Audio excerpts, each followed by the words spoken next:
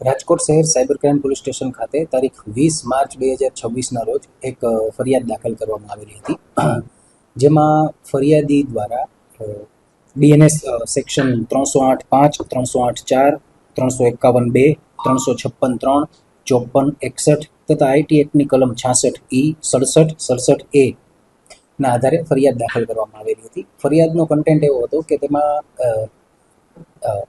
કુલ મળીને 12 આરોપીઓ દ્વારા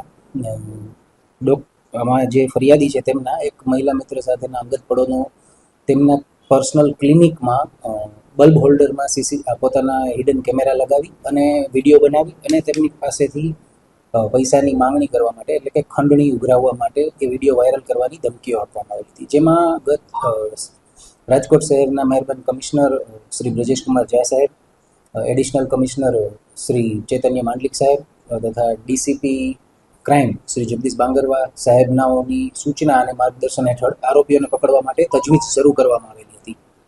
જે અંતર્ગત તારીખ 22/3/2026ના રોજ એક આરોપી ડૉક્ટર કમલ ચમનલાલ નાંઢાની ધરપકડ થયેલી હતી, જેમનો રોલ એવો હતો કે તેમણે બલ્બ હોલ્ડરમાં હિડન કેમેરા લગાવી અને તેમના વિડીયો રેકોર્ડ કર્યા હતા અને જૂન 2024માં તેમની પાસેથી કોઈ અજાણ્યા નંબરથી ફોન કરી અને પૈસાની માંગણી કરેલી હતી ફરિયાદી પાસેથી.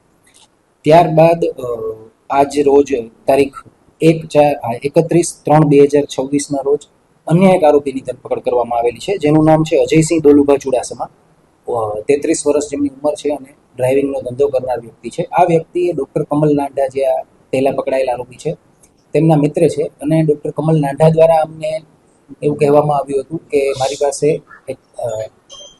એક ફરિયાદીના અંગત પડોનો વિડીયો છે, જેને આપણે વાયરલ કરવાની ધમકી આપી અને તેની પાસેથી ખંડણી ઉઘરાવી શકીએ એમ છીએ. એટલે આ કામમાં અજયસિંહ દોલુભાએ કમલ નાંઢા સાથે મળી અને હિરેન મકવાણ, કે જે અજયસિંહના પ્રેસ સત્યની ગર્જનામાં પાર્ટનર છે, તે મળી અને હાર્દિક ડોડિયા, આમાં 4 લોકોએ ટુકડી બનાવી અને કાવતરું રચી અને તેમની પાસેથી ખંડણી ઉઘરાવવાનો પ્રયત્ન કર્યો હતો. જેમાં હિરેન મકવાણા નામના વ્યક્તિ રૂબરૂમાં આ કામના ફરિયાદીને મળેલ અને તેમની પાસેથી 25 લાખ રૂપિયાની માંગણી કરેલી હતી. અજયસિંહ ચુડાસમા જે છે, એમના વિરુદ્ધ મારામારી એટલે કે આઈપીસી સેક્શન 323, 326 જેવા 3 ગુનાઓ દાખલ છે.